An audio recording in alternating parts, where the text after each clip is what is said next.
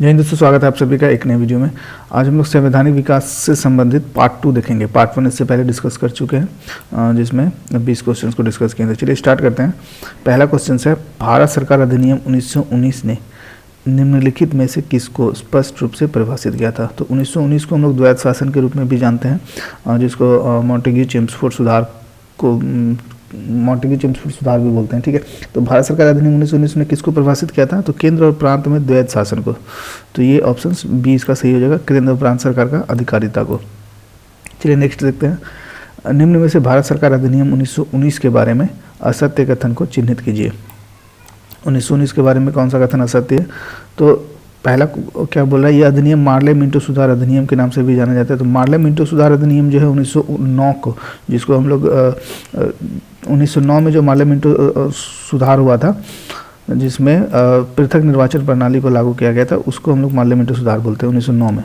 तो ये तो ऑप्शन गलत हो जाएगा। दूसरा क्या बोल रहा है, इस अधिनियम में केंद्रीय एवं प्रांतीय विषयों को अलग कर दिया गया था। ये बिल्कुल सही है। 1919 द्वैध शासन में केंद्र और प्रांत के विषय को अलग कर दिया गया था। भारत सरकार अधिनियम 1919 जो है 1921 में लागू हुआ था। ये भी बिल्कुल सही है। और मॉन्टेग्यू भारत के राज सचिव और लॉर्ड चेम्सफोर्ड भारत के वायसराय थे, जिसको हम लोग मॉन्टेग्यू चेम्सफोर्ड सुधार के नाम से जानते हैं। तो 1919 के बारे में जो है ऑप्शन ए आपका असत्य है, बाकी तीनों सही है। चलिए नेक्स्ट है, द्विशासन का अर्थ प्रशासन के विषय को दो वर्गों में विभाजन था। द्विशासन का अर्थ क्या था कि प्रशासन के विषय को दो वर्गों में विभाजन कर देना। और प्रांतों में दूसरा कारण क्या है, प्रांतों में उत्तरदायी शासन के बोध का प्रवर्तन कराने का प्रयत्न किया गया था। तो ये द्वैध शासन के बारे में कहा जा रहा है क्या कि प्रशासन के विषय को दो वर्गों में, यानी कि प्रांत में और संघ में, केंद्र में, दोनों में अलग कर दिया। ये कथन है, जिसका कारण क्या था कि प्रांतों को अपना उत्तरदायित्व का बोध कराना था। तो ये दो का कारण भी सही है। तो इसका ऑप्शन हो जाएगा ए और आर दोनों सही है। ऑप्शन ए सही हो जाएगा और सही स्पष्टीकरण करता है ए का। चलिए नेक्स्ट है, भारत सरकार अधिनियम 1935 किसकी रिपोर्ट पर आधारित था? तो भारत सरकार अधिनियम 1935 जो है साइमन कमीशन 1928 आया था, उसी के रिपोर्ट पर भारत सरकार अधिनियम 1935 बनाया गया। जिसके बाद संविधान जब हमारा निर्माण हुआ तो उसमें से बहुत सारा पार्ट्स को जो है भारत सरकार अधिनियम 1935 से उठाया गया। तो उसका जो सही आंसर हो जाएगा साइमन कमीशन। साइमन कमीशन कब आया था? भारत 1928 में। चलिए नेक्स्ट है, निम्नलिखित कथनों पर विचार कीजिए। 1935 के भारत सरकार अधिनियम कुछ विशेषताएं थी। 1935 के भारत सरकार अधिनियम के बारे में बताना है। पहला क्या है, गवर्नरी प्रांतों में द्वैध शासन की समाप्ति। तो ये सही है। 1935 के अधिनियम के तहत ही जो है 1919 में जो द्वैध शासन लागू हुआ था उसको समाप्त किया गया था। दूसरा क्या बोल रहा है, गवर्नरों को विधायी क्रियाओं में निषाधिकार, वीटो की शक्ति तथा स्वयं द्वारा विधि बनाने का अधिकार दिया गया था। तो जो द्वैध शासन था उसमें प्रांत और केंद्र को अलग अलग शक्तियों में बांट दिया था, जिसमें वीटो बनाने की शक्ति को केंद्र के पास था। तो इसमें 1935 में क्या किया गया, द्वैध शासन को समाप्त करके वीटो का शक्ति जो है प्रांतों के गवर्नर को दे दिया गया था। तो ऑप्शन बी भी सही है। सांप्रदायिक प्रतिनिधि के नियम की समाप्ति। तो सांप्रदायिक प्रतिनिधित्व का नियम जो 1909 मार्ले मिंटो सुधार में स्टार्ट हुआ था, लेकिन ये समाप्त नहीं हुआ था। 1935 के अधिनियम के तहत भी ये समाप्त नहीं हुआ था। तो 1 और 2 इसका सही हो जाएगा। ऑप्शन 1 और 2 सही है। चलिए नेक्स्ट है, भारत सरकार अधिनियम 1935 ने समाप्त किया। तो 1935 ने क्या समाप्त किया था? द्वैध शासन को समाप्त किया था। 1919 में जो लागू हुआ था प्रांतीय में द्वैध शासन की व्यवस्था को समाप्त किया था। ऑप्शन बी सही हो जाएगा। अगला है, 1935 का गवर्नमेंट ऑफ इंडिया एक्ट क्यों महत्वपूर्ण था? तो 1935 में जो गवर्नमेंट ऑफ इंडिया एक्ट जो आया वो क्यों महत्वपूर्ण था, ये बताना है। ऑप्शन देख लीजिए। यह भारतीय संविधान का प्रमुख स्रोत था। इसके द्वारा भारत को स्वतंत्रता मिली। इसमें भारत विभाजन उल्लेखित है। इसके द्वारा रियासतें समाप्त हुई।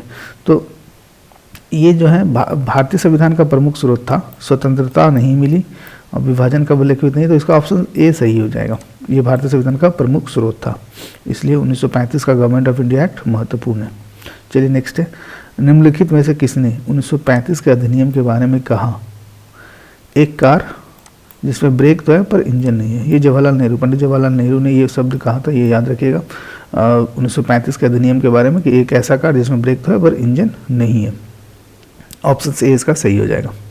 चलिए नेक्स्ट देखते हैं, भारतीय शासन अधिनियम 1935 के द्वारा स्थापित संघ में अवशिष्ट शक्तियाँ किसको दे दिया गया था?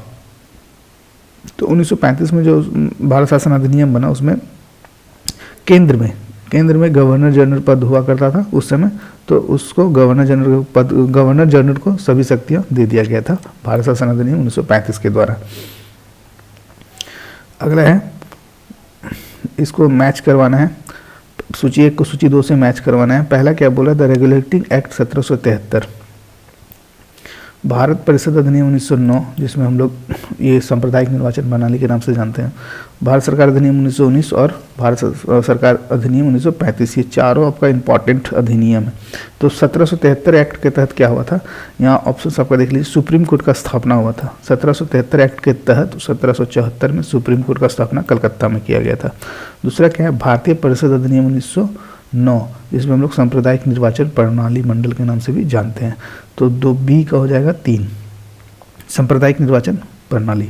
तीसरा क्या है, भारत सरकार अधिनियम 1919 जिसको हम लोग द्वैध शासन के नाम से जानते हैं, द्वैध शासन का प्रारंभ। और चौथा क्या है, भारत सरकार अधिनियम 1935 जिसके तहत प्रदेशों में स्वायत्तता के लिए प्रावधान, मतलब जो है जो आपका गवर्नर होता था प्रांतों में, उनको शासन का कुछ वीटो का शक्ति दिया, कुछ शक्ति उसमें 1935 अधिनियम के तहत दिया गया था।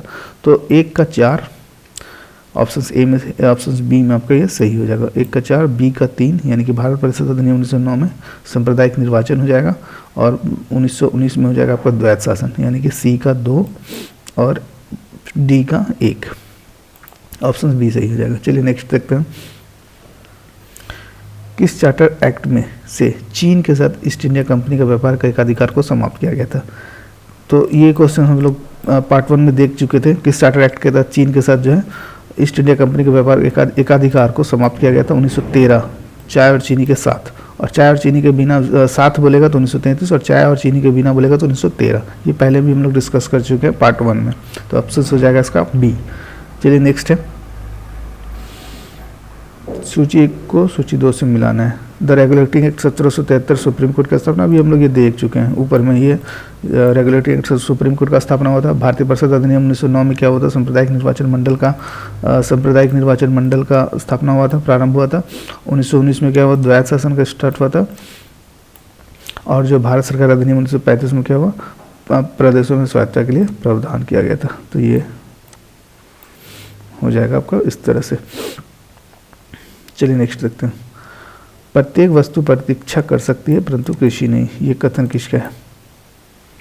तो ये जवाहरलाल नेहरू का कथन है, ऑप्शन बी इसका सही हो जाएगा। प्रत्येक वस्तु प्रतीक्षा कर सकती है परंतु कृषि नहीं, ऑप्शन बी जवाहरलाल नेहरू।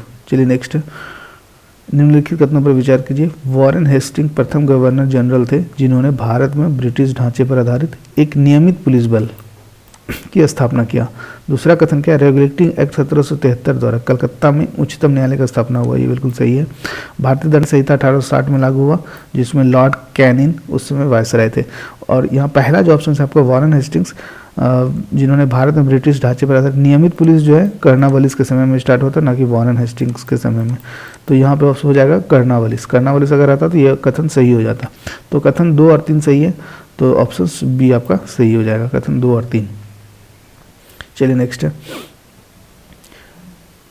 किस तिथि को भारतीय संविधान निर्माता डॉक्टर BR अम्बेडकर भीमराव अम्बेडकर का मृत्यु हुआ था।